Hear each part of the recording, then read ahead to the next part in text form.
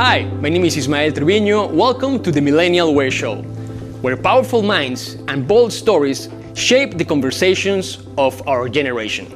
Today, we're joined by a woman whose life and work redefine resilience, Karmel Bortoleti, award-winning actress, filmmaker, author, and global advocate. She's here to share the heart behind her brand new novel, Beneath the Still Waters, a story of courage, healing, and the unseen battles so many women face in silence. From her rising presence in film to her mission as a voice for survivors around the world, this is a conversation about truth, empowerment, faith, and the strength required to rise after the storm. Carmel, welcome to the Millennial Way Show. Thank you. Thanks for having me. It's a pleasure and an honor to have you here today. And please, I would like to start for the people that they're not very familiarized with your name and with your different talents, because you're not only a successful actress, but you do other things. How can you describe Carmel as a professional? Well, I'll say that I am a multitask woman. Okay. Like we all are, right? I feel like every single woman, we do so many things at the same time, but I feel like I added some extra flavor to it. In different areas. Yes. Such as? I'm an author. I just wrote my third book. Third book? Third book. Wow, we'll talk about that soon. I'm working on two right now at the same time, which is very hard, but I know I'm going to make it happen. And I'm a producer, director, and an actress as well. Let's jump to the book part and your role as an author. Beneath the Still Waters, right? Your new novel goes deep into the hidden pain of domestic abuse. Mm-hmm. What was the moment you knew this story had to be written now? Well, I wanted to speak to a lot of women out there because I feel like women that go through domestic abuse, they have a silent voice. They are very scared to share what's going on with their lives.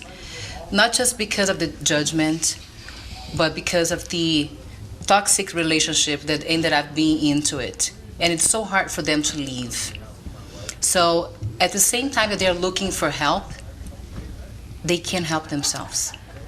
So it requires a lot of hope, a lot of faith, and you have to wake up one day and be like, I want to change my life. I cannot just live like this for the rest of my life. So it takes a little faith. Some people, they don't have any, right? But if you have a tiny bit, it is enough for you to move on with your life for a better life. Why do you think that women or men are so difficult to take that leap, that decision? I feel that they are scared. Men and women, kids, right? I feel like us women, we are just so scared of the new. Sometimes people rather stay in a bad situation, a bad relationship, than to try something new. I feel like we all are scared of the new. No matter if it's for a good new, we just don't know. So in this case with the domestic violence, it's just because the judgment is so big, especially coming from people closer to you. There's always that word, oh, but you were abused because you did this, or you put yourself in that situation.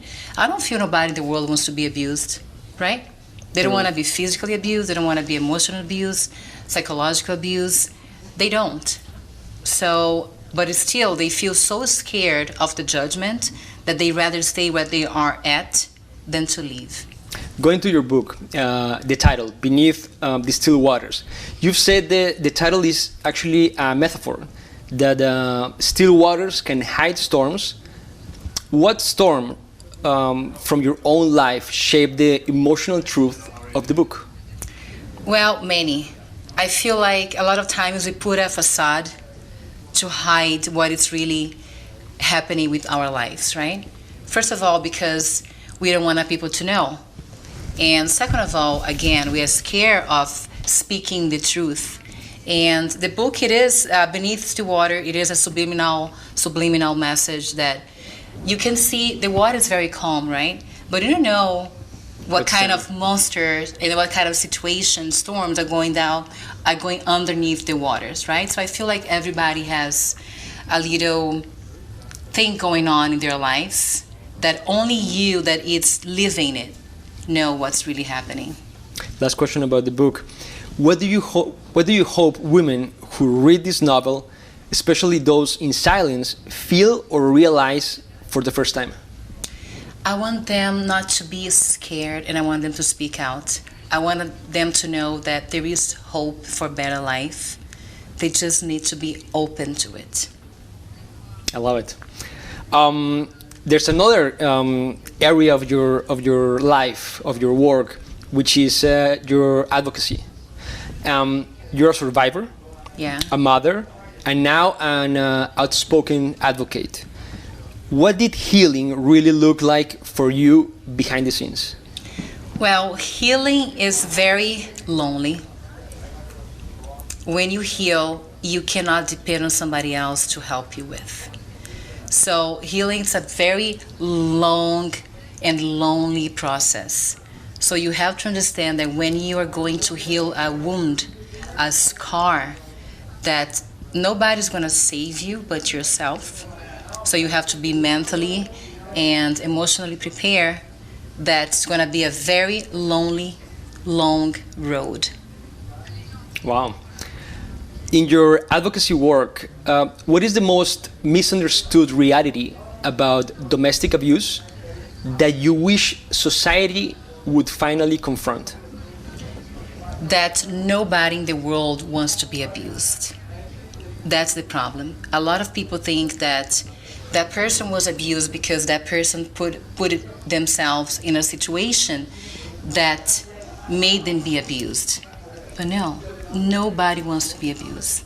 So I want people to understand that if it happens, it's because the person that did it just did it. And sometimes there's just no reason for it.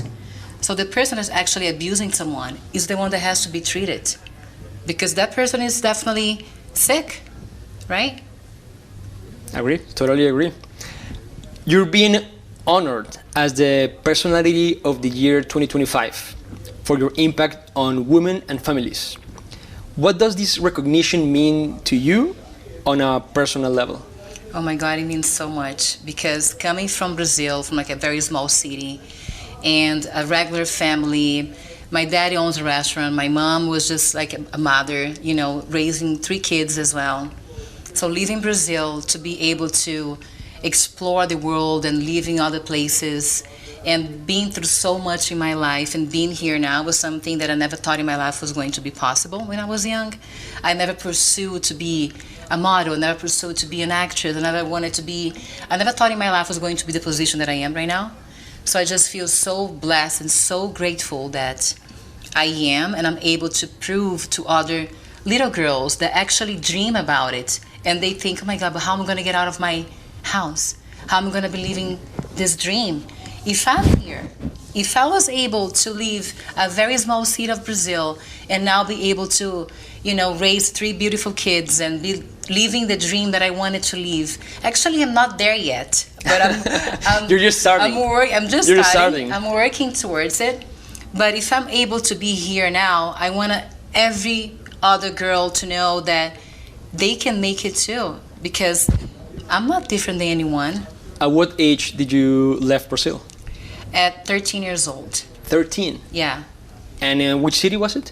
Recife, on the northeast, yes. That's near which city? It's near Bahia, Fortaleza. Okay. And how was the process? How you, at 13 years old? Well, my mom actually signed me up for a contest, a modeling contest. And then I won this contest in Brazil. And then from there, I signed a contract to go to Japan. So when I was 14, I was in Japan. Wow. Yeah. So, but my mom, she always traveled with me until I was 18 years old. It was either my mother or my aunt. My dad never let me travel by myself, which back then was a pain because I wanted a little more freedom. But today I understand that it was the best thing that ever happened in my life, having the support of my family. Because, you know, this world can be very tricky.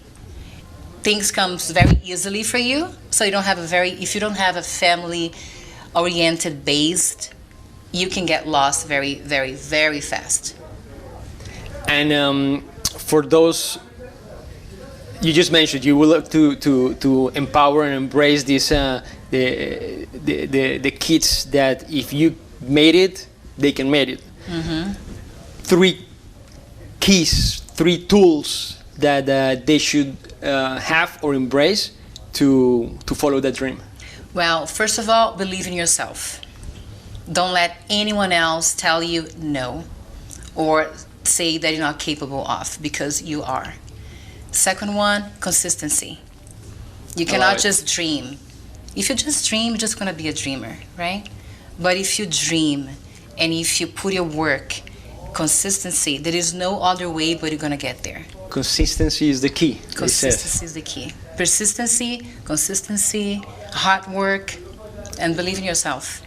And when you have those doubts about, you know, like not every day you can be with that sharpness. No. How you make it again on track? Discipline. Because some days you wake up, you're tired, you want to be on your phone, or you have your kids screaming around, everybody has problems, like, no, I'm not going to go to the gym today, for example. You're just lazy. But then, if you have discipline, you don't need to wait for a stimulation. I have to go. No, you have discipline. You're going to get up, tired or not tired, but you're going to go. What time you wake up every day? Between 5:30, 6 o'clock. And how is your morning routine? Well, I wake up in the morning and then I pray every morning. On the bed or already standing up? Before I leave my bed, I say, God, thank you for allowing me to open my eyes one more day. Me too. You put up with me again. So, you know, another day, thank you. And then I start like praying and then Gratitude. Gratitude, the first thing ever. And then I go write my journal. Okay. And then I read some book that I'm reading, at least like a few pages. Even if I'm so tired, just to be like on track, like you say, like having discipline if I don't want to do it. And then I do my water with lemon, which I do it every day. And then my son is already at the door to go to his school. The other one, he's either waiting for me to take him or he takes his little scooter and go to school. And then I go to the gym every morning. And then I start my day. Every morning to the gym? Every morning. Wow. And sauna. Obsessed with sauna. Okay. They're saying it's super healthy, no? To have this sauna. They say it's healthy, so I'm doing it. Yeah. That's good. Yeah. So let's jump to your film projects and creative work. You balance writing, acting, filmmaking. Three intense forms of storytelling. How does each one allow you to express a different part of your voice? Well, I feel like once you, let's say as an actress, for example, right? I feel like when you're an actress, you have the possibility of kind of like escaping the world that you're living in right now, and you have the capability of becoming somebody else. So that is amazing. So whatever's going on with my life now, I have the chance to, okay, let me pause it, and I'm gonna be another person for few minutes. Changing roles, changing like... Yeah, so it's just so magical that you can be somebody else for a few minutes, right? Few hours. Producing. I love the craziness. I just love it. Please elaborate that craziness. My God, like having 40 people in the crew and everybody with different roles, and you know the lights not working, or where's the food from my crew, and the actors and the trailers. Like I just love the adrenaline of the set. That adrenaline happened few months ago or days ago in Thailand where you were shooting this new movie, no? Yeah, but that wasn't my production. That was me. That's easy. Okay. Being an actress is easy. You come and you go. You come, you do your scene, and goodbye. You go to your trailer, or you go to your room, and you eat, you do makeup. It's easy. But when you're in production, you know that. We start like whatever time we have to start, and we leave when everybody else leave, right? So we are the last ones. But the fact of seeing things happening, like you see all the madness, all that chaos, and then at the end of the day, you see a movie made out of that, is so incredible. Tell us a little bit about this movie that actually was released a few days ago. Yeah. Speed Train.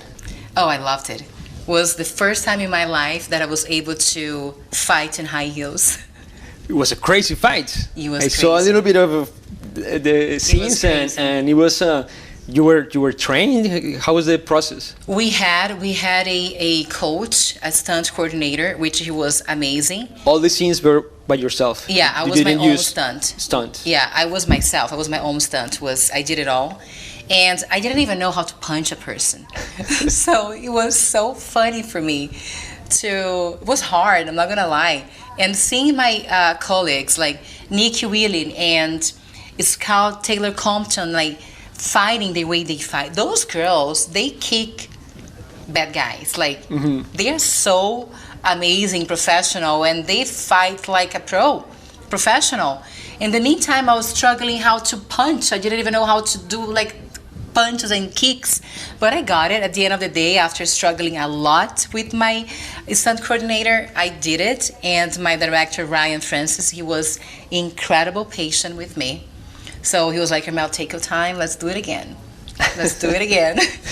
Carmel, about your new projects for 2026, what can you give us a glimpse? Well, I have this show called Flavors of Miami, which is actually based in Miami, where I get people from different countries that lives in Miami. It's like, okay, Ismael, what flavor do you bring to Miami? Wow. It's not about food, it's about your inner flavor. We all have one, right? For sure. So it's about Flavors of Miami. So we are on production right now. I'm also working on a documentary that I can't say much right now, but it's gonna be amazing.